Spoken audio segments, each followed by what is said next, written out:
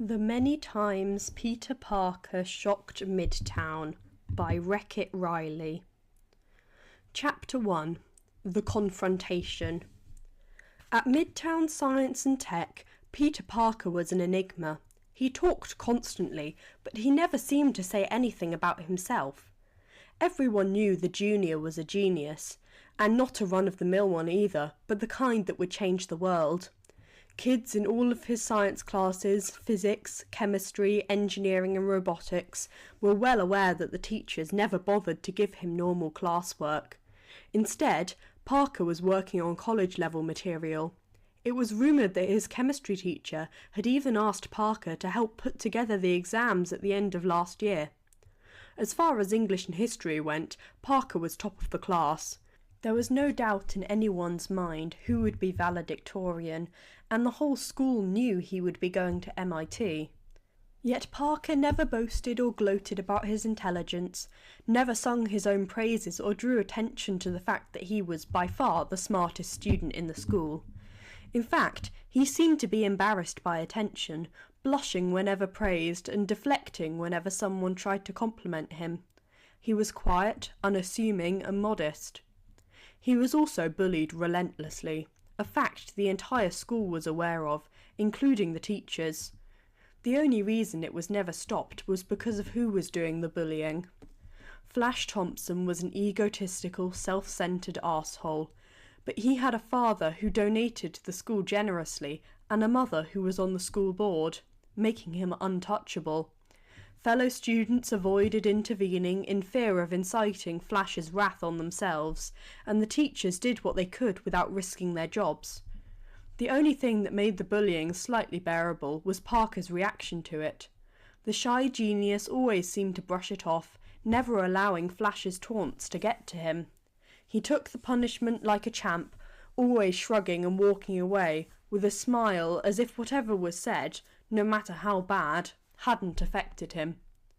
He didn't know it, but Peter had garnered respect from the entire school for how he handled Flash. His innate ability to be the bigger person and walk away was legendary. That in itself was enough for people to start wondering who the hell was Peter Parker. Who was this kid that was smart enough to give most teachers a run for their money? The kid that showed humility in his success and wisdom in his failure? The kid that could listen to Flash taunt him about his life and never get angry or lash out? Everyone in the school wondered. They knew he was on the less wealthy side of things, going by his scholarship and hand-me-down clothes. Other than that, though Peter never seemed to talk about his home life, never mentioned family or what was going on with him. To be fair, the only people he ever really talked to about anything other than schoolwork was Ned Leeds and Michelle Jones. Nobody knew anything about Peter Parker, and that just made them more curious, especially considering his attitude. Peter was always smiling, always willing to help. He tutored many of his classmates in several subjects. All of them said he was incredible at it, never losing his temper or getting frustrated, but explaining things easily and giving out praise without hesitation. He remembered people's names and took time to ask how they were going, seeming to know if anyone needed encouragement or just to talk. The kid was selfless, absolutely kind in everything he did, never asking for anything in return. Peter was shy and kind and sweet. He blushed easily and gave all of himself to others. In truth, most of his fellow students worried about him. He was just too good in all ways, and nobody knew why. Until they did. It was a Thursday when the confrontation happened. That's what everyone was calling it, at least. Peter was at his locker talking quietly with his best friend Ned. Most assumed it was about Lego or Star Wars or some other frivolous thing that the two could often be heard discussing. Until Flash interjected, having overheard them. "Going to the hospital, Parker? What, are your parents finally having you tested?" The students who heard flinched, hating the abuse, but powerless to do anything about it. Everyone assumed Peter would behave as he always did, brush it off and walk away unaffected. Nobody was prepared for how the two friends reacted. Ned stood straight and put himself between Parker and Flash.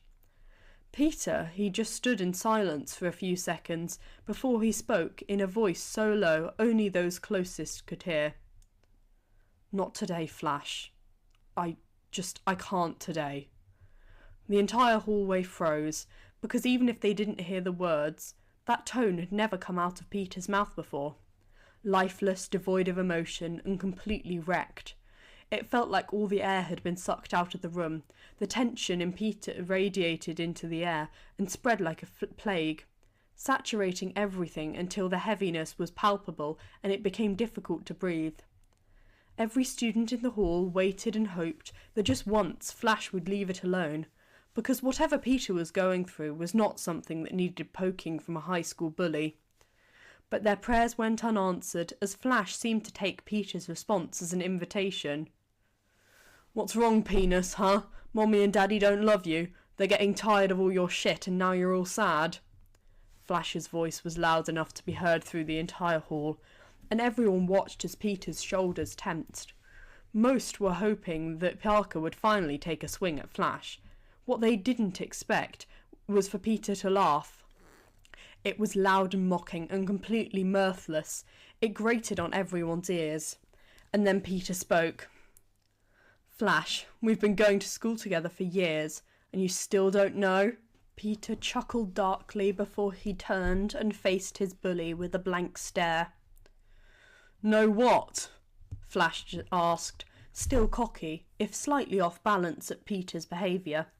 Peter just stared expressionless before responding. "My parents died in a plane crash when I was 6. It was silent as everyone took in that information, that Peter Parker, the kind, sweet genius, was an orphan, that he had lost what no child should at such an age, that this boy, who was everything good, had known so much bad. Flash's face went through confusion before settling on a smirk. "You're lying. Your dad was here freshman year for a science fair." The students in the hall hoped it was true, hoped that Peter had simply blurted that out to catch Flash off guard. But if there was one thing the student body knew, it was that Peter Parker did not lie. Peter simply shook his head as Ned put a comforting hand on his shoulder. "That was my Uncle Ben. He was killed late last year in a mugging." Peter looked Flash in the eye, and the kids closest would swear his eyes were on fire as he spoke next. "You want to know why I'm going to the hospital? My aunt, the only family I have left, has stage 3 cancer. I have lost so many people, Flash. My entire family is gone. My parents left when I was 6 and never came back. My uncle bled out in my arms after he was shot, and I have to go into my aunt's room every day as she wastes away." Peter was talking as if the floodgates were open, as if now he started he couldn't stop. "And the worst part is, there is nothing I can do. Nothing anybody can do. Iron Man can't save her. Spider-Man can't save her. All that is left is me watching her die slowly and painfully. Do you have any idea what that feels like?" Peter has stepped into Flash's space now and is staring his bully down with pain and heartbreak in his eyes. You could hear a pin drop in the absolute silence that has overtaken the entire school. There were tears in the eyes of several people in earshot. Then there was Peter, standing with hell in his eyes as he looked at his tormentor. Yet when he opened his mouth, his voice was quiet and soft. "You think you're better than me, but you're not. You're just lucky. You have parents that love you and enough money to never have to worry about choosing between rent and food. Go home, Flash. Tell your parents that you love them, because you never know when their last day is gonna come. I don't know what my last words to my parents were. I was too young to remember. And my uncle..." Peter looked down and shook his head before continuing. "I had a fight with him before he died. My last words to him were cruel. Don't make that mistake, Flash. Don't be like me." Flash stared at Peter dumbstruck, his face blank before he spoke. "But you're always so..." He looked at Peter again with a curious expression. "Always what, Flash?" Peter sighed heavily. Happy, Flash stated into the silence. And to be fair, the entire hall was thinking it. How was this kid that had been through and was still going through so much always smiling? You want to know why? Peter looked at Flash as he nodded, and Parker's face hardened as he spoke with a wisdom in his voice that no one his age should know. Because the world's a shitty place, full of cruelty and hatred, and I refuse to contribute to that. I refuse to make this world any worse than it already is. With that said, Ned gently put an arm around Peter and pulled him towards the exit. No one else in the hall moved for another 5 minutes as they mulled over what had been revealed. And if those who had heard hugged their parents tighter that night, well, nobody needed to know it. Chapter 2. The Incidents. After the confrontation, Flash backed off Peter, to the relief of the entire school and faculty. Everybody walked on eggshells around Parker for weeks, speaking quietly and avoiding sensitive subjects. But Parker was exactly the same as always, attentive, kind and compassionate. It was like the confrontation had never happened, and so people started to forget it. They moved on and put it behind them. Except occasionally a classmate would ask him how his aunt was, or someone he tutored would bring cookies for him, and Peter would smile, brilliant and kind, as if God himself had gifted it to him. But it was never truly forgotten, not the truth of Peter's life or the harsh realities he'd faced. His classmates respected him even more, if possible, because of his outburst. Teachers gave him more leniency and less questions, and the students showed some discretion when it came to their curiosity.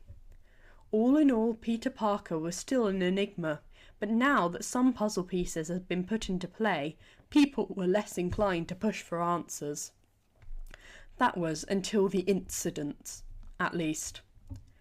Seeing it all started in gym class, Peter was being, Peter, chatting away with Ned at a mile a minute when suddenly he stopped talking.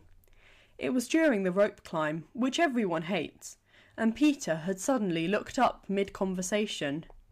No one had noticed but Ned and just a few people in line around them until Peter pushed to the front. Just as he reached the mats at the bottom of the rope, Cindy, who was nearly at the top, seemed to faint, dropping at an alarming rate towards the ground, until Peter caught her in a move that looked choreographed.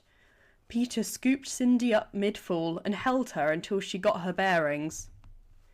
Everybody was in shock, but Peter simply carried Cindy to the bleachers as if she weighed nothing, before setting her down gently with a bottle of water and returning to the line as if nothing had happened. While it was a shock, Peter's peers had learned to expect everything from the young man and simply moved on. That was until the next incident. It was gym class again, and they were running laps on the track outside, which would have been fine except on the third lap, coincidentally at the time where most students were furthest from cover. A thunderstorm rolled in out of nowhere. Rain pelted them as they sprinted for the school to get out of the heavy downpour. The students were dismayed, but Peter's reaction was the most surprising. I swear I'm going to throttle Thor when I see him. He can't just help himself with this shit. Peter's voice wasn't loud, but his frustration made the sound carry. His classmates assumed he was joking, but upon further investigation, they didn't care. Peter was standing next to Ned, in the same white gym clothes as everybody else, and just as wet, which gave his peers a very clear view of what was going on beneath his shirt. And oh God, what was going on beneath his shirt was beyond every teen fantasy. Peter Parker was ripped, and not just a little ripped, but full-on stacked. He had bulging biceps, well-defined pecs, a perfect V-line, and an 8-pack. A fucking 8-pack. Where the hell did a 17-year-old get an 8-pack from? All the girls, and many of the guys, were salivating at the sight. Who knew that Peter Parker was hiding all of that underneath bulky sweatshirts and oversized science tees? Now, suffice to say, a great deal of the girls in the school had crushes on Peter before this, but now, after word spread that Peter Parker was built like a gymnast, Well, most of the school were down with the idea of being with Parker. It became a bit of a game after that. Parker was still wearing clothes that were 5 sizes too big, and it was just a crime against nature to keep the glory of Peter Parker's chest covered. So it sparked a game among his peers. Who could get the most clothes off Parker? It was never malicious or mean, just a bit of fun, mostly between the girls of the school. Thankfully, Parker was completely oblivious to it. It started easily, complaints of cold in his earshot, and hoping he would lend them his top layers. Of course, those involved quickly discovered that Peter kept an unholy amount of spare clothes in his bag and locker. But what was more interesting was that most of the sweatshirts or jumpers were quite unusual. Like the abundance of MIT sweatshirts, and not new fan merch ones, but old and worn, with a year for graduating on them, as if Parker had gone to MIT 25 years ago. Well, it was assumed that he had knew someone that did. Then there were the Air Force ones, that had the rank colonel stitched into them, or strange enough were emboldened by a platypus cartoon. Those ones were a mystery. Then there were the ones that looked exactly like government issued, but with the SHIELD logo on the back, and had little cartoon arrows or spiders on them. But most unusual was the couple shirts that held static electricity. Not uncomfortable, but just enough to notice, or that had had an odd number of tears in the left sleeve. Hell, once he even gave a junior in his class a bright green Hulk shirt that was signed with a messy H. When asked, Peter laughed it off as a joke between he and Ned, but that was what sparked suspicion that these clothes could be matched with the corresponding Avenger. That rumour was brushed off with a laugh, but Peter still wondered. Everyone who borrowed clothes from Parker knew that he had one rule that was not to be broken. Those clothes were given back at the end of the day, no matter what. Parker never took up the offer for them to be washed first, simply shrugging and stating he could wash them at home. Some tried to get away with keeping them, but Peter seemed to have a perfect memory and always found everyone he'd lent clothes to before they left school. He would simply smile and politely ask for the sweatshirt or jumper back, and no one in their right mind could ever say no to such a polite and mild-mannered kid. And so it went. Borrowing clothes from Parker was a new school craze. It started in an attempt to get Peter to strip, but kept going because, goddamn, everything he lent people was so soft and comfortable that smelled nicely and inexplicably made you feel safe. So that idea to get Peter to remove clothes was a bust. Then one brilliant, amazing freshman, who is still praised to this day, despite what happened being a complete accident, spilled an entire coffee on Parker as she bumped into him in the hallway. Now what made this so wonderful was that the coffee was extra large, extra hot, incredibly sticky concoction, whipped cream and all, and this freshman girl managed to spill the entire thing down Parker's front. To which Parker's first reaction to the hot sticky liquid was to remove his shirt entirely, while blushing and apologising profusely. That was how those lucky enough in the hallway got the perfect view of Peter Parker shirtless, and holy Lord, if Peter Parker in a wet shirt was something, then him without was even better. The kid was a Greek statue come to life, perfectly muscled and toned, with pale skin and little freckles that everyone in the vicinity just wanted to lick. Then, like the gentleman that he is, he blushed and apologised to the girl for bumping into her, and even offered to buy her another coffee, before Michelle ruined it and dragged him off to a bathroom to clean up and change. But what was seen could not be unseen. Peter Parker was beyond hot, and now everybody knew it. Peter started getting asked out by more and more, both by male and females in his school. He always flushed a deep red before declining, kindly saying he wasn't interested.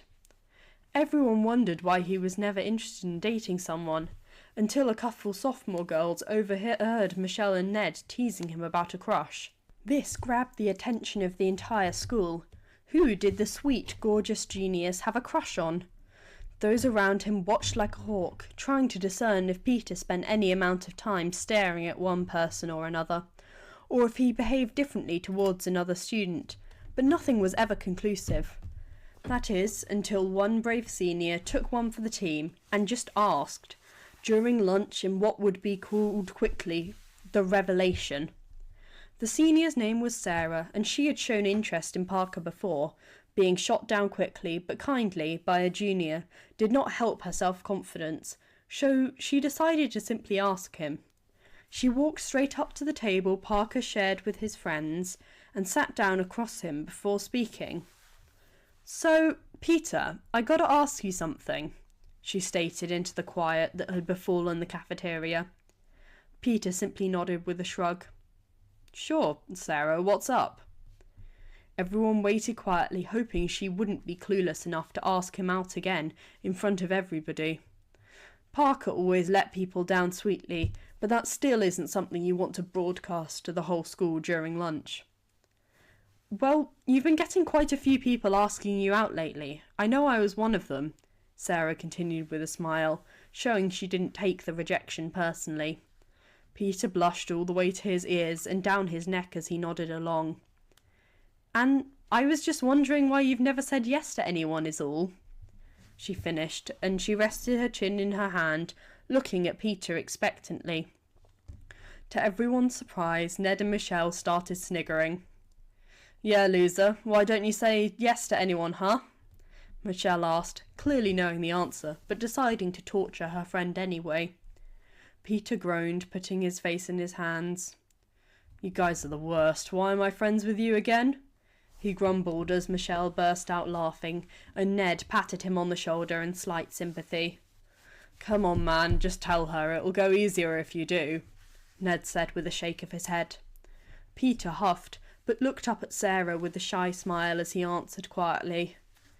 I already like someone else, so it didn't seem fair to say yes to someone I'm not interested in and string them along."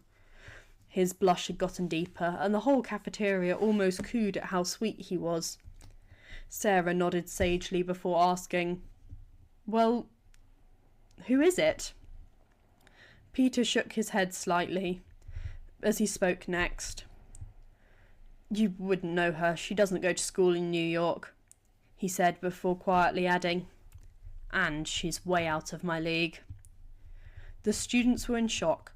Out of Peter's league? Are you kidding? This guy is the hottest, smartest, sweetest guy in New York. Who the hell thought they were too good for him? A surge of protectiveness went through the student body.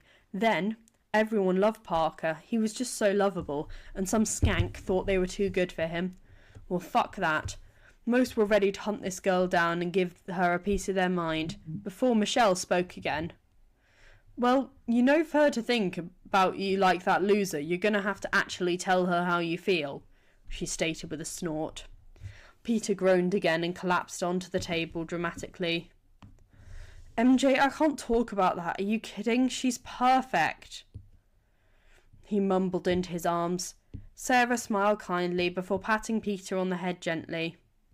"She doesn't know what she's missing," Sarah said as she stood. Peter looked at the senior, still blushing, before he mumbled, "Thanks, Sarah." The girl nodded and walked back to her table as everyone else started talking again, trying to make it seem like they weren't listening in on the conversation. Declarations of love stopped after that. Peter had a crush on someone outside of school, and everyone knew it. Still, there was nothing from a little daydreaming in class. It's not like anybody needed to know. Chapter 3. The Conflict. Now, as it's been stated, Parker was well known for his personality. He was compassionate, gentle, patient, just a sweet cinnamon bun that was too good for this world. No one had ever seen him angry, or even mildly frustrated. Even during the confrontation with Flash, Peter was more sad than angry or anything else, so nothing could have prepared the school for Peter Parker when he got truly angry. Hell, no one thought it was even possible. The kid was just too good to lose his temper. Oh boy, they were wrong. It happened on a Thursday again. Thursdays were quickly becoming the day that things happened. It was just after lunch had started, and everyone was putting things in their lockers. Then, the conflict, as it was dubbed, happened. 3 senior guys, big assholes from the football team, had cornered a freshman in the hallway, giving her a hard time because she was trans, calling her a freak and misgendering her on purpose. No one was game enough to break it up, because those guys were huge. With no teachers in sight, the students closest wavered on whether to intervene. It turns out that they didn't have to, just as the main bully threw his fist towards the poor kid's face. Peter Parker was there. Everyone waited for him to hit the floor after taking the hit, but what they didn't expect was for Peter to catch the guy's fist like it was nothing. Peter stood strong, and oh shit, he was mad. The air was sucked out of everyone's lungs as they got a good look at Parker's face, a mask of rage in place that made him look like an avenging angel as he held the fist in his smaller hand. Then he spoke, and his voice was laced with a menacing venom that made those in earshot flinch. "What the fuck makes you think you have the right to tell her who she can be?" Peter let go of the guy's fist and took a step towards him, and Jesus Christ, he was something else. He looked like a predator, his body tense, his jaw sharp, and his eyes were cold. This was a Peter that nobody knew existed, a Peter that could stare down the Hulk and win. Not that anybody knew that had even happened once. The most shocking part, though, was that Ned and Michelle were in the background leaning against the lockers without any concern about what was happening, like they expected it. The three assholes seemed to think they had strength in numbers and decided against backing down. At this point, everyone was rooting for Parker, but no matter how ripped he was still just one guy against three. "What you gonna do about it, huh, Parker?" the leader asked mockingly with a smirk as he pressed into Parker's face.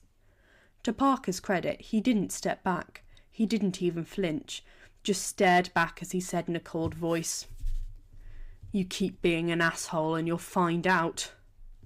And goddamn, but everyone had realised they knew nothing about this Peter, the furious steel in his spine and the icy fire in his eyes.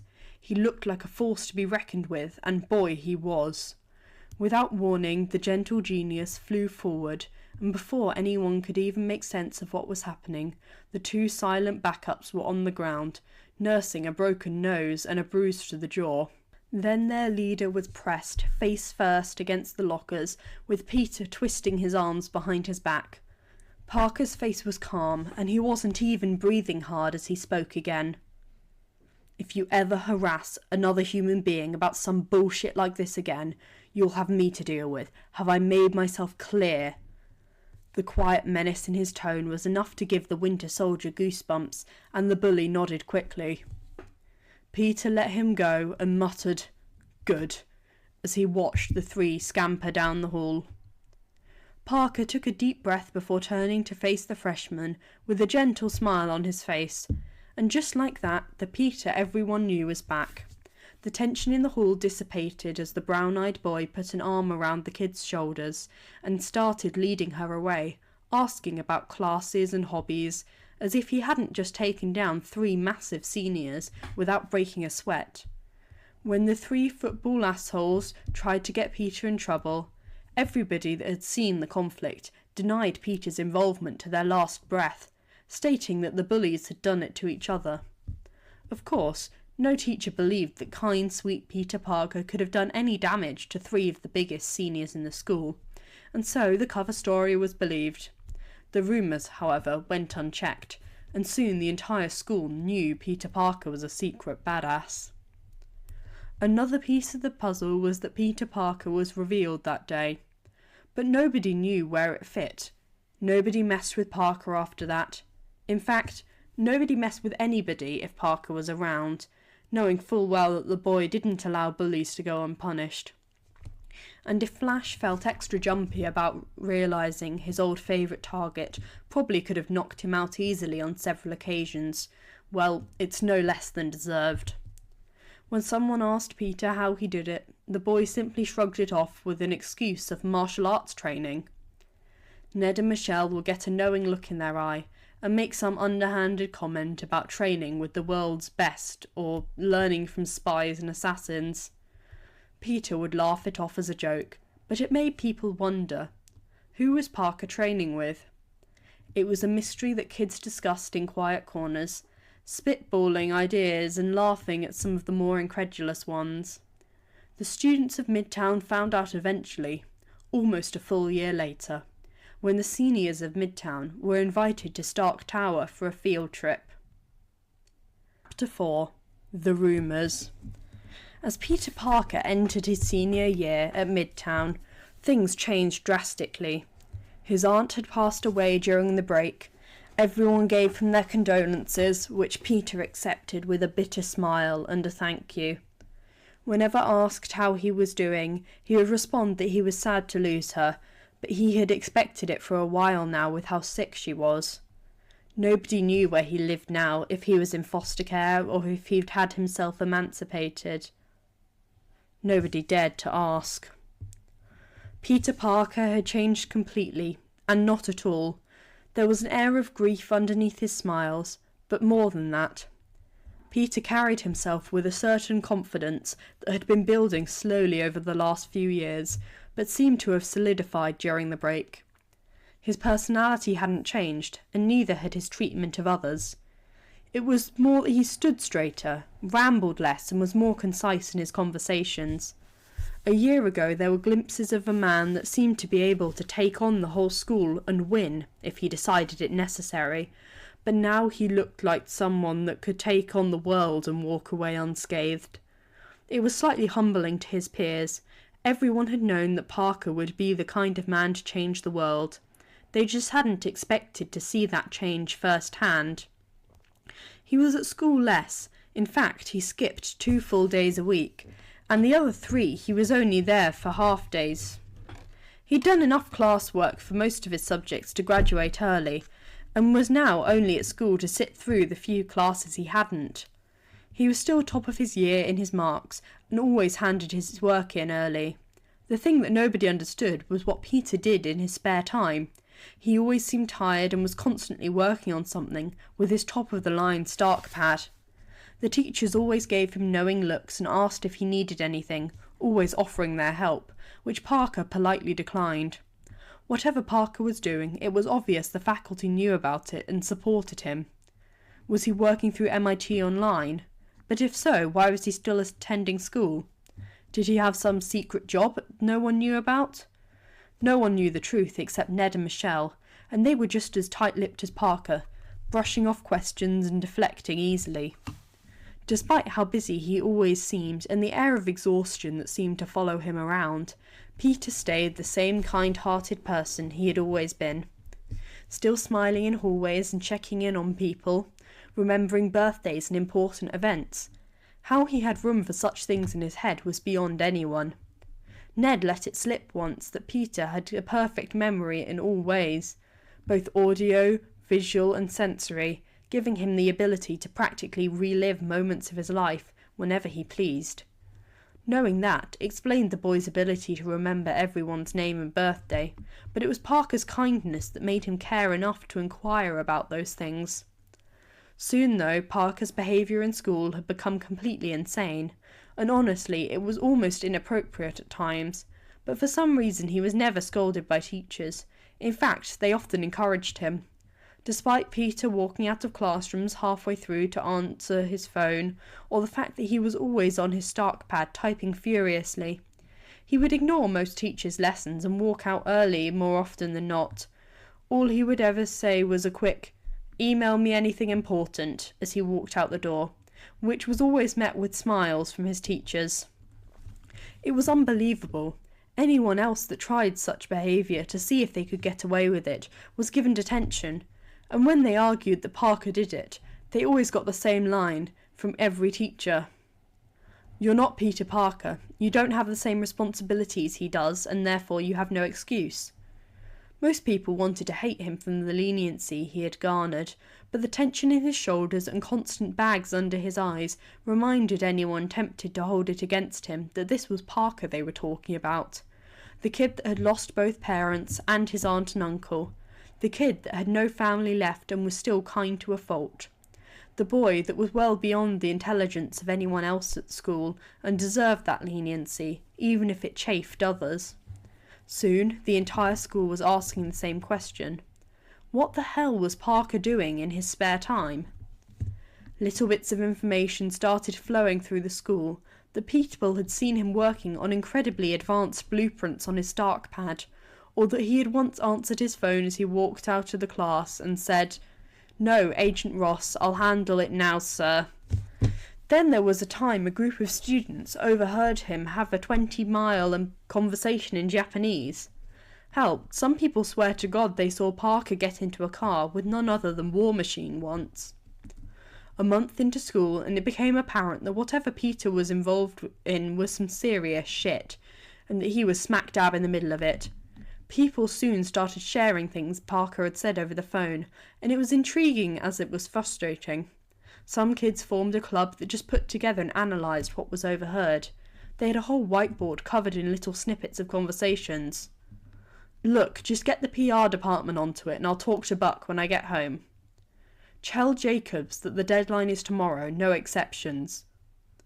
"I don't understand why you're telling me this. I'm not his handler. Cool Pep." "Look, marketing is putting together another presentation now. I'll be there in an hour." "Pepper, I swear if he skips one more shareholder meeting, I'm going to throw him off the roof of the tower." "Hey, Tasha, I can't make training today. Something's come up." "I'm sorry, I know. Mama Pauk." "Look, I'll swing by R&D when I get there and see what I can do." It was all just specific enough to be interesting, but vague enough that no one could figure out what the hell he was ever talking about. The fact that several people had heard him converse in various languages was even more surprising. Russian, Japanese, Mandarin, even Italian. No one knew that Parker was bilingual, let alone that he could converse fluently in 4 extra languages. 6 weeks in, and it was the most frustrating secret the school had ever known. And whenever someone asked Parker about it, he'd just shrug and say, "It's work stuff," as if that explained anything. Soon enough, though, this became the normal at Midtown High. Everyone got used to the behaviour and stopped questioning it. The sound of Peter's phone buzzing became normal background noise, and his constant absence was part of the daily routine. The students' curiosity died down in the face of its consistency. 6 months into Peter's senior year, and what should have been ridiculous was now completely average by the blissful virtue of ignorance. Chapter 5. The Field Trip. When it was announced that 20 seniors with the highest grades had the opportunity to go on a field trip to Stark Tower, the entire school was buzzing. They would spend an entire day on tour there and then stay the night in guest rooms. Then they had an opportunity to be interns for the day after, choosing a department and being allowed to help out. Those on the list were ecstatic, and those that didn't make the cut were morose. Strangely enough, when the list was posted, Parker's name wasn't there, despite him being the top of the school by a long shot. Oddly enough, neither were Ned or Michelle's, even though they were almost right behind Peter in grades. When someone asked Peter why, he laughed. "There is so little point on me going on that trip, it's not even funny," was his response as he walked away, while Ned nodded and Michelle scoffed. Another puzzle piece of Peter Parker that no one truly understood. Not that anyone dwelled on that fact. The prospect of a Stark Industries tour was by far a more important topic of conversation. Permission slips were handed out along with NDAs 5 pages long to be signed by both students and parents. Teachers pushed the importance of making a good impression because who knew if they would get the opportunity to work at SI after graduating college. Strangely enough, the teachers seemed to gravitate towards Parker more than usual. Many students heard the whispered praise and the thank yous they gave the boy, which Peter seemed to brush off with a smile and a "least I can do." No one really knew what that was about, but that was usual where Peter Parker was concerned, and so it was forgotten. Until the day of the field trip when it all made sense. Every overheard conversation, every answered phone call at inappropriate times, all the understanding from the teachers. The field trip explained them all perfectly. The field trip started on a Thursday. As usual for Midtown, Thursdays were the day things happened. And all those that were going had handed in their slips and signed the non-disclosures and were now on the bus. The atmosphere was rich with anticipation and excited chatter. Peter, Ned and Michelle hadn't shown up at school, but no one was the least bit surprised. When the bus arrived, everyone clambered out towards the tower, grinning and bouncing in place. They were led inside and told to wait at reception until their tour guide showed up. Badges were handed out and rules were explained. Keep your badge visible, don't wander off, and behave appropriately. All easily followed rules. Their tour guide was a 20-something-year-old intern named Lara. She explained their timetable for the day, which was incredible. First up, a visit to the Avengers Museum. Then they got a meet and greet with the Tony Stark. Then they would be shown the robotics and testing labs, stop for lunch, and then the biochem department, and finally marketing and PR. The idea being that the students got the chance to understand how SI worked and whether they would be interested in working here, and so they could pick a department to intern for the next day. The group spent 30 minutes in the museum oohing and ahhing about how cool it was before piling into an enormous elevator and being told by Friday that Boss was in one of the main shared labs. When the doors opened, no one was prepared for the utter chaos inside. Various employees were working at tables on one side of the lab, glancing nervously towards the mess on the other side of the room, where papers and charts were strewn everywhere, beakers sat half full and some were fizzing. Holographic screens were projected, and in the middle of it all was Tony Stark and Bruce Banner. Two of the world's most renowned scientists, geniuses and pioneers of the science community, looked like homeless bums. Their clothes were rumpled and stained, they had bags under their bloodshot eyes, and hair like they'd been running their hands through it. They were arguing animatedly with wild hand gestures and curses. When the group entered, a middle-aged man in a white coat immediately made his way over and ushered the group towards the more civil side of the lab. "I'm so sorry, they've been at this for days, and I don't think anyone but Minnie Stark could stop them now," he explained to the group quietly. Lara just sighed loudly, but nodded before answering. "Is he on his way?" The man nodded before speaking to the students and teachers as they stared in fascinated horror. "Hello Midtown High, I'm Dr. Matthew Galtro, and I'm one of the head scientists here at Stark Industries. I apologise for this, but unfortunate science binges are quite common around here, and you're looking at the tail end of a very long one." The students seemed to understand easily. Hell, they'd been through finals. They know exactly what it's like when you reach the point that the two men in front of them were at. Dr. Galtro continued in the same hushed manner. "It's a good idea to keep noise at a minimum at the moment, and hopefully Baby Boss will be here soon," he told the group. A few students put their hands up slowly, and the doctor nodded encouragingly for them to ask questions, as long as they're quiet. "Who's Minnie Stark and Baby Boss?" one student asked quickly. Lara answered with, "Our Lord and Saviour," at the same time as Dr. Galtro's. "The reason I still have my sanity." The two looked at each other, chuckling quietly, before the doctor continued. "He's one person, but honestly, he's the reason this place is still standing most of the time, and he's the only person that can handle Stark and Banner when they get like this." The students nodded along, but were no less confused. That is, until the elevator opened and revealed none other than Peter Parker, in a fitted suit.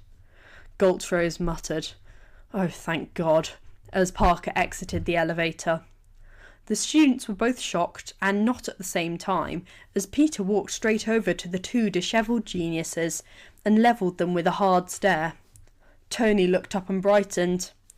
"Petey Pie, you look good. Where have you been?" he asked with a smirk. "Where do you think, Tony?"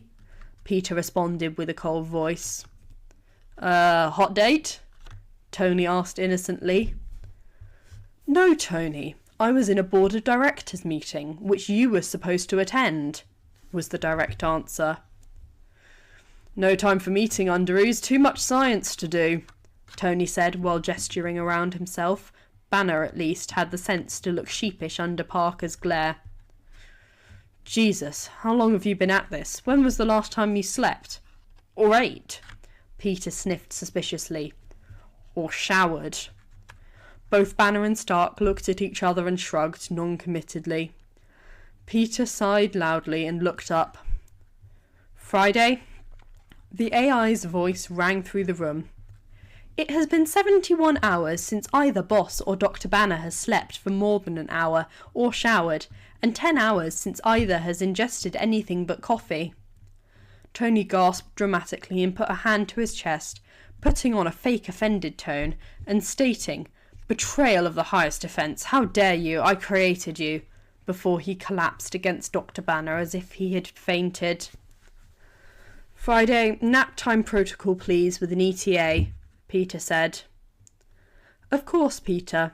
ETA 3 minutes, Friday responded.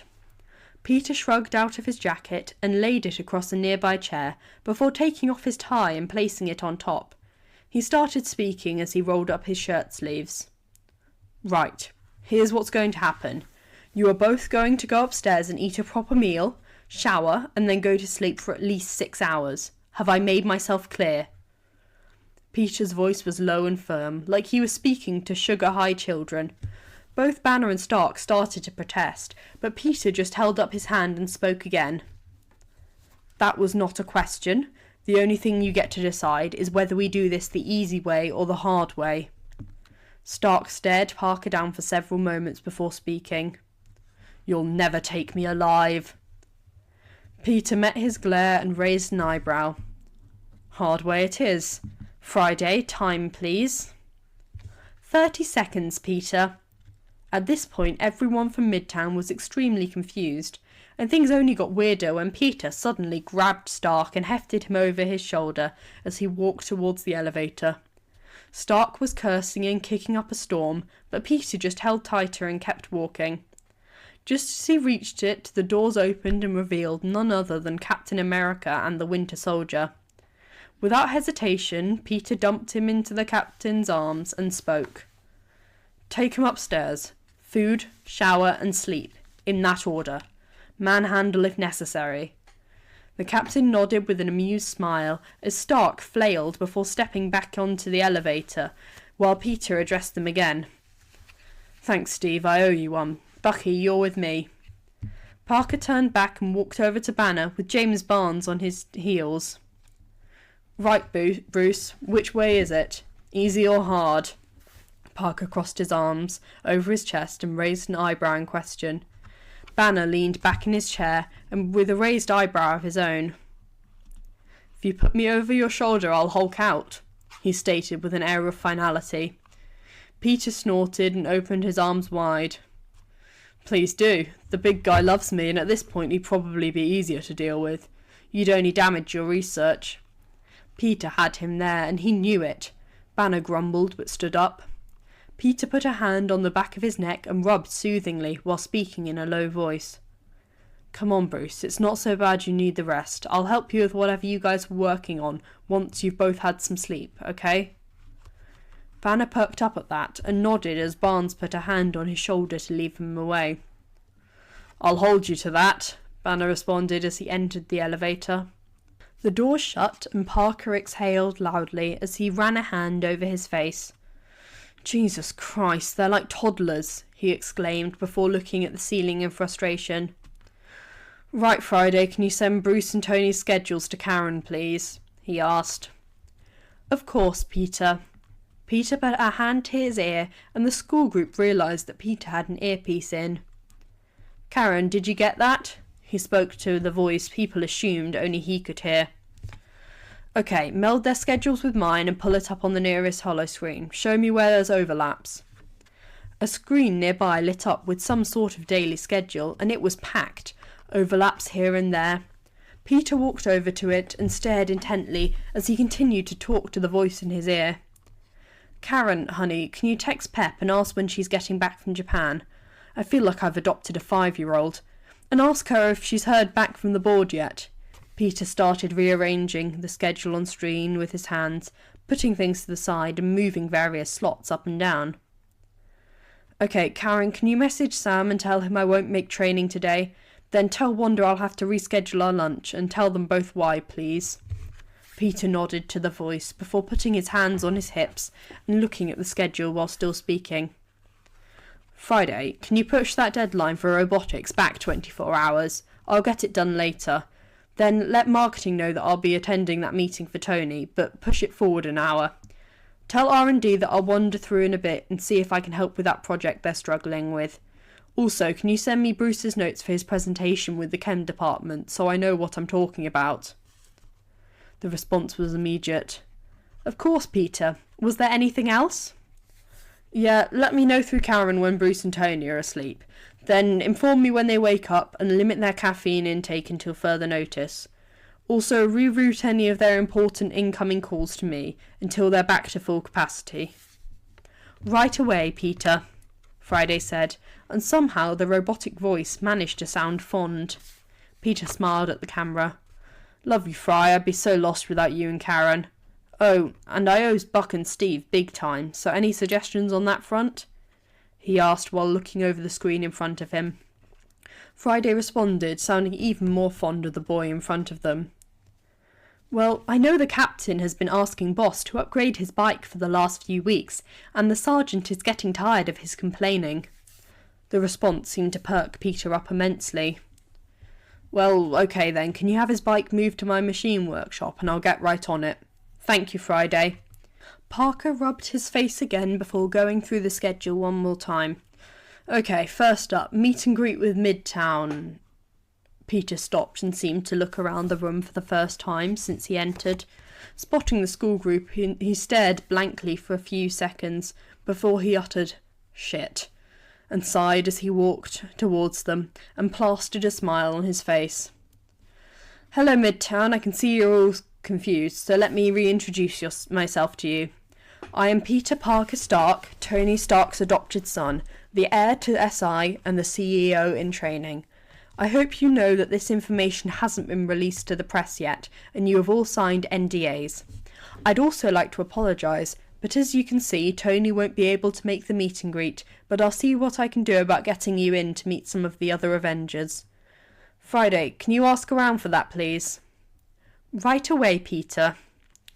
Peter sighed and looked around at his peers before he slumped slightly. His press-worthy smile slipped. Look, guys, I know you probably have a million questions, but I really don't have the time right now. I'm running on 4 hours sleep and have the workload of 3 people to deal with today. So, can I get a rain check on the Q&A, please? Parker's face was so hopeful that everyone agreed with a nod.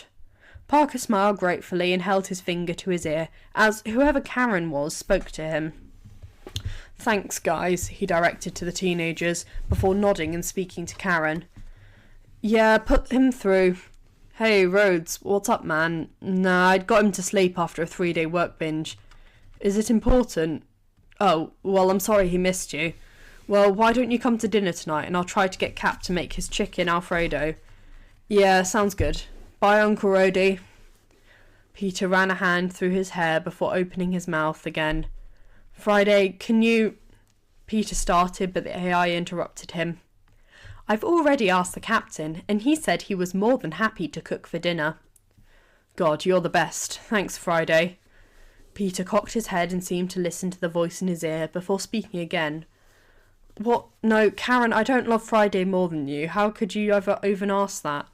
Baby girl, please don't be that. My love for you and Friday is equal.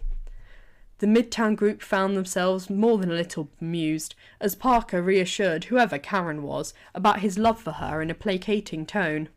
Today was shedding a lot of light on the mystery that was Peter Parker. Peter turned to Dr. Galtro. Is there any chance I can leave whatever they were working on with you? I should probably go reassure Robotics that I will actually meet their deadline. Then I'm going to have to go to R&D before that meeting with marketing. The doctor put a hand on Peter's shoulder and squeezed gently. We got this, baby boss. Go do your thing. Parker snorted and shook his head. God, I gotta do something about these nicknames. They just keep getting worse. Galtro grinned and patted Peter on the back as he walked away. He threw a good luck over his shoulder. Peter smiled ruefully before turning to speak with Lara. I'll let you get back to the tour. He gave her a fist bump before turning to the group. All right, guys, enjoy Stark Industries and pay attention to what's going on. I have no hesitation in telling you that there's a reason you're here. I pulled some strings to get this tour, because most of you are on an SI watch list for possible future employees." Peter grinned at the shock on his peers' faces before picking up a Stark pad and walking towards the door. He didn't get far before Lara called out to him. "Actually, Petey, we were headed towards robotics now. Any chance we could tag along with you?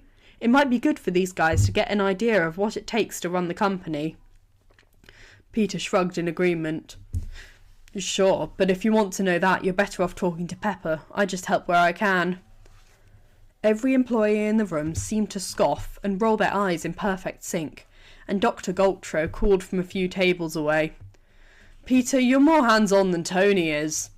To which Parker blushed and beckoned for the group to follow him as he started speaking to Lara again. "You do realise that tagging along with me is going to throw your whole schedule, right?" Lara nodded, but seemed unconcerned. "I think it'll be an educational experience." Parker nodded again as the group followed him into the elevator and up one floor to the robotics lab. From there, the tour turned into shadowing Peter, which no one had any issues with. And wow, did it explain everything. Parker's constant exhaustion, the phone calls, the work on his Stark pad. Hell, even as he walked, the guy managed to be typing away, constantly flipping between emails, blueprints and presentations, from what those closest behind him could see.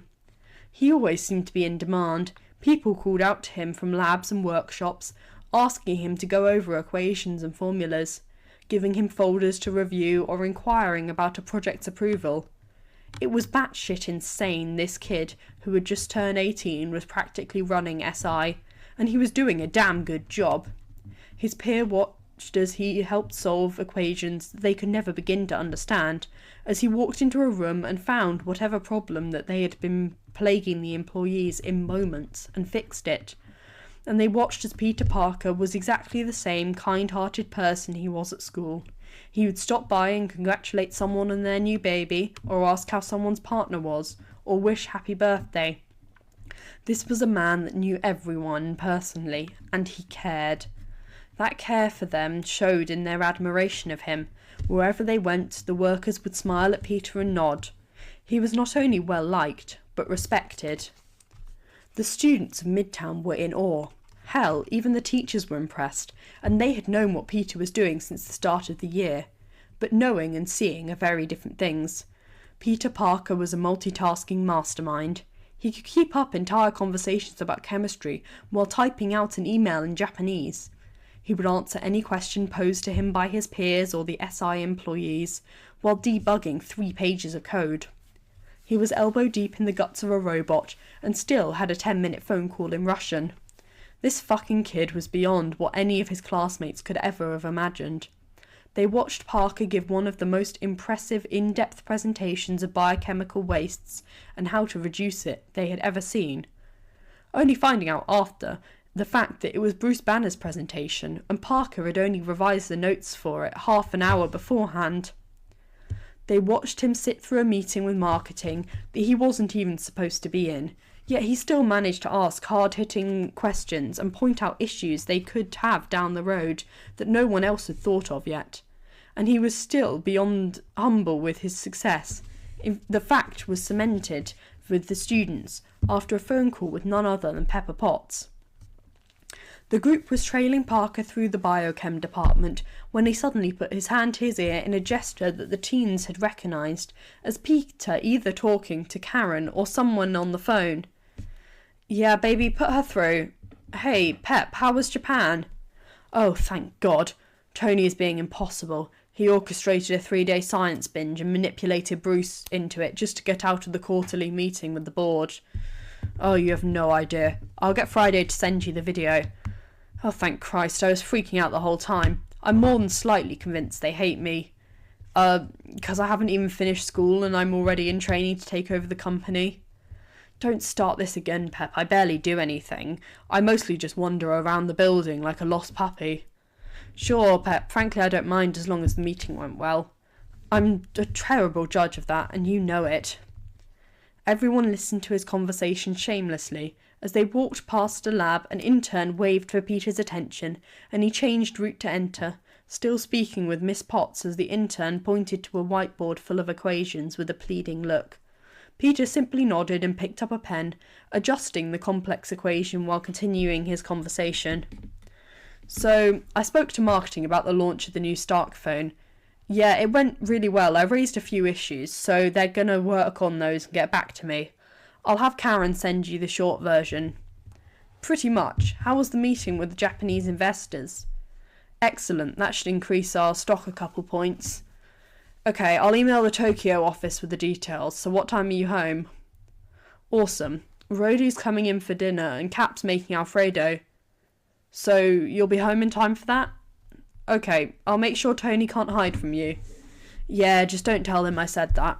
Okay, thanks, Pep. I gotta go. The interns are staring again. Haha, love you too, business mom. Bye. Peter stood back from the board as the whole room looked on in awe of what he'd done. Well, all but the Midtown students. In truth, they didn't understand anything on the whiteboard, let alone what Peter had changed. The interns, however, looked both ecstatic and embarrassed. The one who had waved Peter into the room walked over and spoke. Thank you so much. That would have taken me days to get that sorted. Peter just shook his head and smiled. Nah, it wouldn't have taken you that long. You just needed fresh eyes. You guys overwork yourselves, he said while he put a hand in the intern's shoulder. You guys should take a break. You know, eat and all that. The group of interns looked sheepish but nodded and gave out a chorus of rather entertaining thank yous. Thanks, Bambi. Thank you, Lil Stark. You're the best, Junior. Peter shook his head in fond exasperation. God, the nicknames, honestly. He waved goodbye as he left the room, chuckling under his breath good-naturedly. The students of Midtown had followed along quietly as Parker had walked through each department and offered his help. They had watched as he gave out his knowledge and praise easily, and they were shook to their core. It suddenly dawned on these students that this kid was the next big thing. He was going to be the next Tony Stark, and these students could go on for the rest of their lives and say, I went to school with him. Parker stopped and listened to Karen, who his peers had found out was another AI, before he turned to address the teens around him. So, I've got about 45 minutes before I have a conference call with some investors, and I'm starving. Plus, you guys were due for lunch over an hour ago. How about we all break for lunch and I'll answer some of your no doubt innumerable questions? Parker had a small smile on his face as he looked around at the rest of his peers, who had just noticed how hungry they were and were nodding along in agreement. Well, all right then, let's go. Parker led them all to the elevator again, and when the doors opened, it was to show a fully functional food court, with every kind of fast food and dining restaurant imaginable. Get whatever you want, it's all free for you, part of the tour, Parker stated before walking off in the direction of a sandwich shop. The Midtown teens took his advice and scattered to find food. After they had picked up what they had ordered, they found Peter sitting at a large table, large enough to fit the group, eating a sandwich and chatting with Lara. After the entire group was seated, Parker looked around the table and waved lazily. All right, ask away. And they did. Why did Stark adopt him? How did they meet? Why didn't anyone at school know about this? Peter gave them quick-to-the-point answers. Then the teens got the shock of their lives when someone asked if he knew all the Avengers. I mean, I live with them, so yeah, but they're also family to me, and they're the ones who've been training me in self-defense. The whole table stared at him for a few seconds blankly, until Peter took mercy and kept talking. Guys, Tony and Pepper are my adopted parents, and the Avengers are one big family. I've known them all for years. They've been giving me my martial art lessons because when the public find out who I am, it'll make me a target. Suddenly, it all clicked into place for the teens. Why Peter could fight, why he was in such good shape. He'd been training with the Avengers. The group of kids were shook once more. Do you think we'll get to meet any of them? Cindy asked quietly. Peter nodded with a grin. Oh, I didn't mention. Because of Tony being a dumbass and ruining what should have been a meet and greet for you, the team decided to invite you guys for dinner tonight. You'll get to meet whatever Avengers are in the building. The table was silent once more, and Parker burst into laughter at the looks on all their faces before he sobered and shook his head while checking his watch. "Alright guys, I gotta go. I have a conference call with a few investors. I'll see you at dinner, I guess." Parker gave the table another smile and wave before walking to the elevator and disappearing. The entire table was silent for a minute as they processed their day so far, when Abe suddenly spoke. "You guys know how Peter lends everyone clothes at school, yeah?" Everybody nodded, confused as to why he was bringing it up. "What do you think the chances are that they belong to the Avengers?" he said in a contemplative voice. Everyone was silent again as they thought about it. Now that they knew for a fact that Peter was close to the Avengers, it actually made sense. "Oh my god, I wore Hawkeye's sweatshirt." Camille suddenly sounded a little panicked. The students suddenly thought back to when they had borrowed clothes from the boy, and paled as they realised who it had belonged to. Unbeknownst to them, upstairs, Clint and Sam were watching the footage and laughing their asses off. "Oh, I'm so bringing this up at dinner," Clint yelled in glee. He did not, in fact, bring it up. It was forgotten. Chapter 6. The Avengers. The students of Midtown spent the rest of the day in whatever departments they hadn't seen with Peter, and managed to ask a barrage of questions. Then, at 5 o'clock, they put in their requests for where to intern the next day, and were shown to the guest rooms they would be staying at. At 6:30 sharp, they were told that dinner was almost ready, and to please enter the elevator so Friday could take them upstairs. The group was a bundle of nervous energy at the prospect of meeting the Avengers. Thankfully, the elevator stopped and picked Peter up along the way. The teens felt more at ease with Parker acting as a buffer, despite how worn out he seemed. His peers asked him how the rest of his day was, and Parker shrugged and answered that it was good, but long. The elevator kept moving upwards, and when the doors opened into a huge futuristic-looking room, the first thing the teens saw was Tony Stark running at them, with an angry-looking Pepper Potts on his heels. Stark threw himself behind Peter and tried to use him as a human shield, completely ignoring the rest of the people around him as he whined. "Peter, Pep's being mean to me." He grabbed the boy's shoulder and ducked as Pepper stood in front of them both. Her stern expression had faded when she noticed the other students, but her eyebrow was still ticking with irritation. However, Peter spoke up before she had to. "Tony, you brought this upon yourself, and any sympathy I would have had for you disappeared after the third meeting I had to attend for you today." By this point, Peter had turned around and put a hand on Stark's shoulder so he couldn't flee. He somehow managed to look irritated, disappointed, and exhausted at once, and Stark seemed to realise his mistake. "Okay, I'm sorry I dumped this on you, but it wasn't intentional, I swear." "You're not that sorry, Tony. If you really hate board meetings that much, just ask for me to go for you instead of weaseling your way out, okay?" The teen patted his shoulder before speaking to the students behind him. "Come on, guys, I'll introduce you to the team." The group stepped around Stark as Pepper grabbed his arm and pulled him to the side. As they rounded the corner, they still managed to hear the start of her speech. "I cannot believe you. Peter works himself to the ground every day, and you go and dump not only your work, but Bruce's on him as well. You owe that boy big time for today. We could have lost both the Tokyo and Swedish investments if he hadn't stepped up. And on top of that..." The rest was lost to the group as they found themselves face to face with the Avengers. In casual clothes and lounging around the room, in what was the most domestic scene the group could have imagined. Hawkeye and the Falcon were playing Mario Kart, while Thor and Black Widow watched. Captain America was cooking dinner, chatting with the Winter Soldier and Dr. Bruce Banner. Vision and the Scarlet Witch were sitting off to the side discussing a book, and War Machine stood chatting on his phone.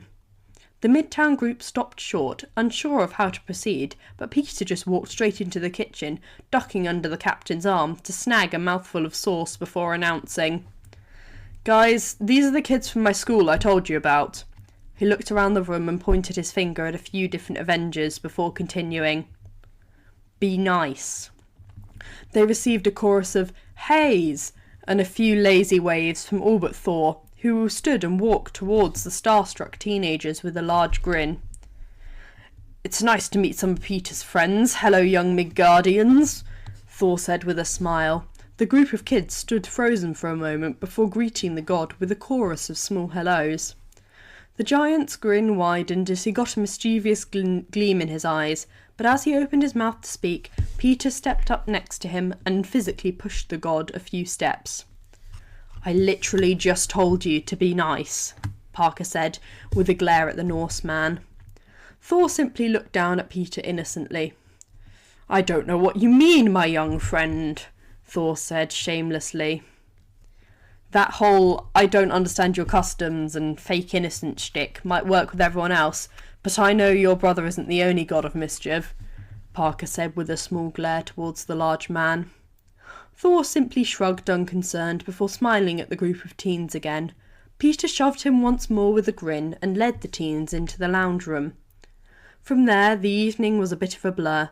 They all took turns playing video games against literal superheroes. They were given permission by all of them to use first names, and the group relaxed a bit and started chatting with a few of their idols. It was surprisingly chill. Sam and Clint bantered with each other, and any students that were game to join in. Natasha and Thor told them watered-down stories of some cool missions and adventures. A few teens migrated to the kitchen and spoke with the super soldiers and Bruce. Then Wanda and Vision joined, and they both got questioned extensively, not that they minded. Rhodey finished his call and joined the teens in video games, much to their delight. Mr. Stark came back, with Ms. Potts behind him, and immediately told all the students to call him Tony unless they want to get kicked out of the building, which led to Peter calling him Mr. Stark for the rest of the night, to the amusement of everyone but Tony. Dinner was delicious, and the group complimented Steve, making him blush with a smile, causing most of the girls to blush in turn, which Parker found hilarious. All in all, the evening was amazing, and something out of a dream for the group of students. Even Mrs. Levering, the physics teacher who had chaperoned, had fun. After they'd all eaten and cleared the table, it was decided that they would all watch a movie together. Peter, Bruce and Tony tried to excuse themselves to get work done, but were told by Steve that they either stayed by choice or force. Tony and Bruce sat down immediately, not wanting a repeat of earlier. But Peter looked at Steve with a smirk, and they seemed to size each other up for a moment, before Steve slumped and wordlessly pointed at Thor, who grinned menacingly. Parker stood silent as he narrowed his eyes at the god, seeming like he was deciding what his chances of winning were. Over the night, Midtown students had gained first-hand knowledge at how close Peter was with all the heroes. They really were like family, and Thor seemed to be like an older brother. Still, there was no way Parker could win against Thor, even in a play fight, they thought, amused at the stare-off.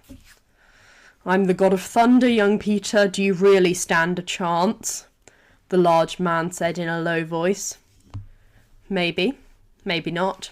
But don't forget who you're talking to, big guy," Parker responded, his voice equally low but playful as he sat next to Thor and swung his legs onto the older man's.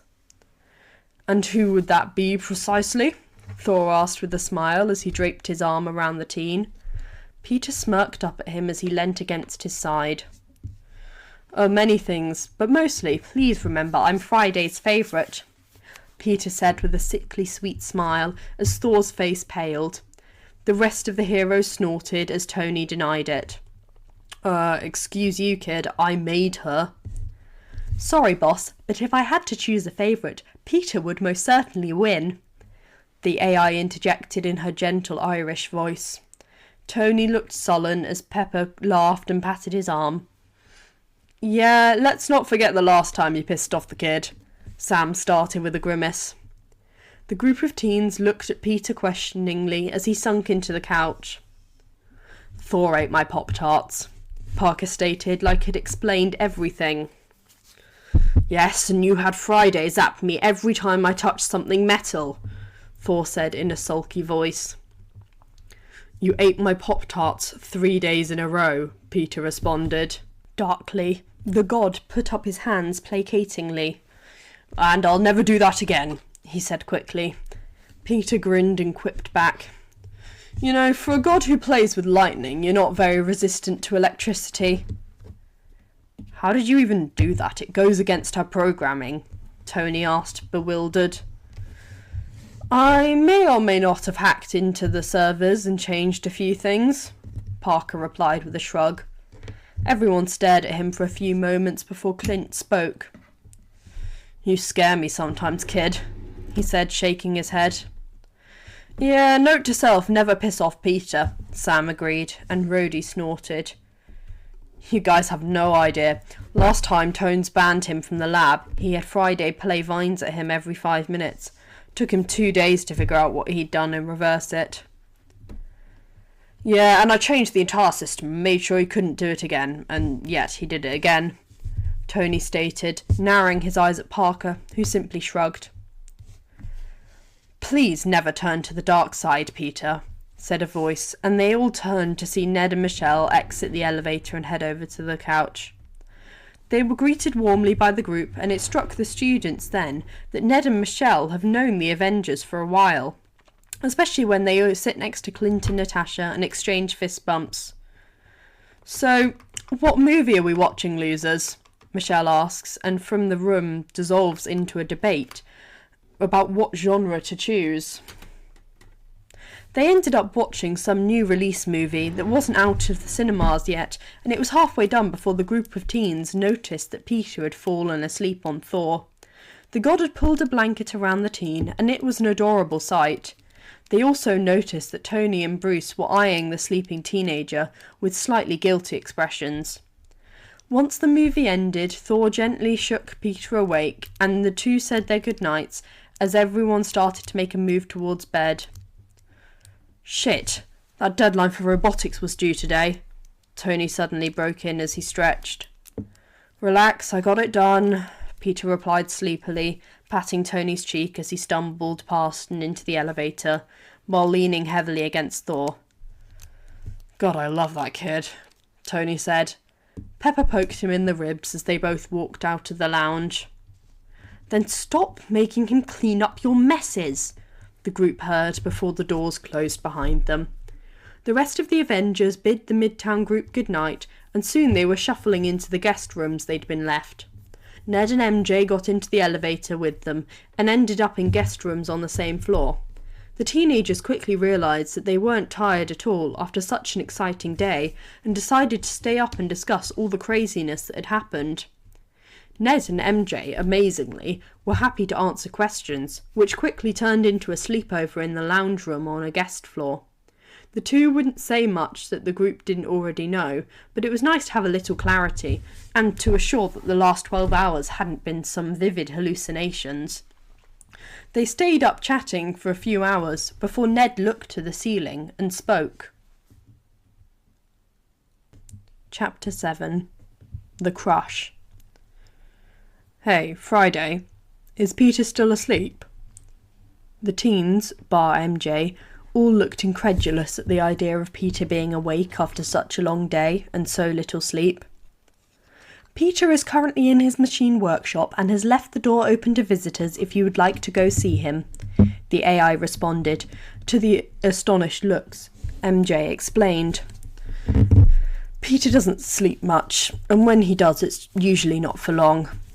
The Midtown students seemed to accept it easily, but Ned and MJ shared a knowing look, both aware of the toll of being Spider-Man took and the nightmares and anxiety Peter often dealt with. The students were unsure what to do. On one hand, they wanted to get a good night's sleep and make good impressions working tomorrow, but on the other hand, they were too excited to sleep and still had so many questions. MJ sealed the deal with her nonchalant comment. He'll be covered in engine grease. The response was immediate. Ned sighed while the rest instantly agreed that they couldn't possibly sleep, and seeing Peter sounded fun. They all followed the two instigators to the elevator.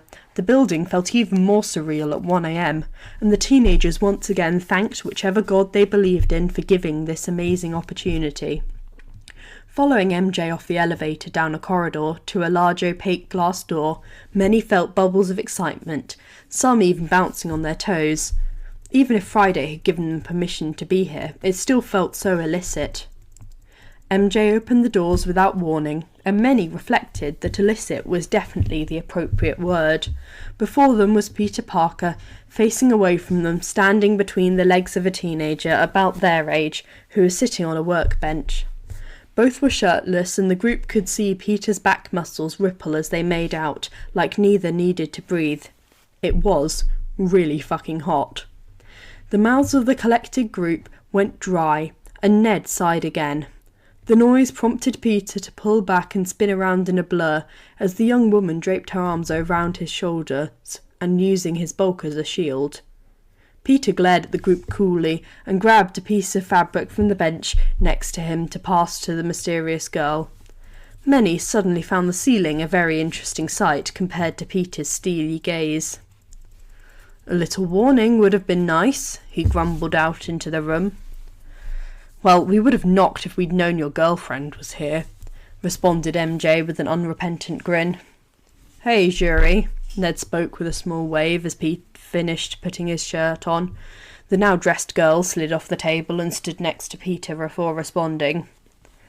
"Hey, Ned, MJ, and random teenagers," she replied with a grin, leaning casually on Peter. The group gave a chorus of heys or waved, curious about her immediately. Was this the infamous crush of Peter Parker? She was beautiful. Her hair was done in intricate braids, her skin was smooth and flawless, and her eyes were dark and intelligent with a glint of humour. "Guys, this is Yuri, science genius, princess of Wakanda, and my girlfriend. Princess, these are the kids from my school, here on a field trip," Peter stated with hand gestures. Yuri nodded with a fond smile at Peter. "And they're interrupting us in the middle of a very important meeting because?" The teasing lilt in her voice denied accusation, but the Midtown teens still felt somewhat embarrassed. MJ, however, just shrugged. "We were bored." Peter was the one to sigh this time, but Yuri gave an amused grin. "Fair. Come on, we'll show you around, even if the tech here is archaic." Peter sighed again and bumped his shoulder against Yuri's as her grin widened. The students were floored. Stark Industries tech is cutting edge, and she called it archaic? Some were almost offended, but Peter shook his head and started leading them further into the lab. "Ignore her, she likes to rile me up," he told the group with an affectionate smile. Yuri whispered something in his ear, and he blushed before pointing a finger at her with a half-hearted "Stop," as Yuri giggled. They were shown around the workshop as the two teens bantered back and forth more, and many students realised that this was the most carefree they had ever seen Peter. It was nice. Yuri was fiercely intelligent and unrepentant in her opinion, and Peter seemed to adore her. The group hung out until 2:30 a.m, Peter working on a motorbike in the centre of the lab, as Yuri sat nearby giving suggestions and the occasional smart-ass comment, while the students wandered the lab after being told they could look at whatever, but to ask Karen, who they learned was Peter's personal AI, before touching anything. It was like a dream, a wild, unbelievable dream, and the time flew by, until Karen spoke through the speakers, addressing the room. "It is getting late, and you all have a big day tomorrow. Perhaps it is time for bed." The AI sounded apologetic but firm, and Peter muttered, "Mother hen," but agreed. They all piled into the elevator, and the Midtown students got off at the guest floor, giving Peter and Yuri a polite good night and a wave as the doors closed on them. "Peter's dating a princess." Alima sighed softly. The rest of the teens seemed just as shocked, while Ned and MJ just smirked. "We don't have to remind you about the NDAs, do we?" Ned asked warily, but the group shook their head collectively. "Nah, it's crazy, but not our secret, so..." Tammy trailed off with a shrug. Everyone agreed and decided that it was time for bed now, and settled down for the night. The next day, the teens of Midtown separated and interned for a day in their chosen department. They barely saw Parker, but he did make a point of stopping in on all of them at least once to see how they were going. At the end of the day, many of the students were told if they were interested in working for SI after college to apply through the HR department, and they had a shot at getting scholarships. They all thanked Peter repeatedly when he walked them out, which he accepted with grace and a small but firm reminder that they couldn't tell anyone about his involvement until SI released the information themselves. The teenagers all agreed and kept their word. After all, if they played their cards right, he would be their boss eventually. Chapter 8. The End. Peter Parker was indeed valedictorian and gave an inspiring and heartfelt speech about the future. And if the Avengers, War Machine and Pepper Potts happened to attend incognito, no one noticed. And if, perchance, Tony Stark shed a tear at his adopted son's speech, well, no one was going to mention it, especially among the Avengers, considering they had similar reactions. 6 months later, when Stark Industries held a press conference and Tony Stark announced his heir and successor, Peter Parker, the entirety of Midtown that hadn't attended the field trip was surprised but not shocked. In fact, it made perfect sense. It explained everything. The jigsaw pieces slotted into place, and the enigma that was Peter Parker finally made sense. Many students kicked themselves for not figuring it out, while the teachers looked on with knowing smiles. One Flash Thompson did not sleep well that night, nor any night that week, after realising he'd bullied the next CEO of Stark Industries. And Peter Parker, well, he was just happy he no longer had to juggle school on top of everything else. Thank you for listening. I hope you've enjoyed this fic. Have a lovely day.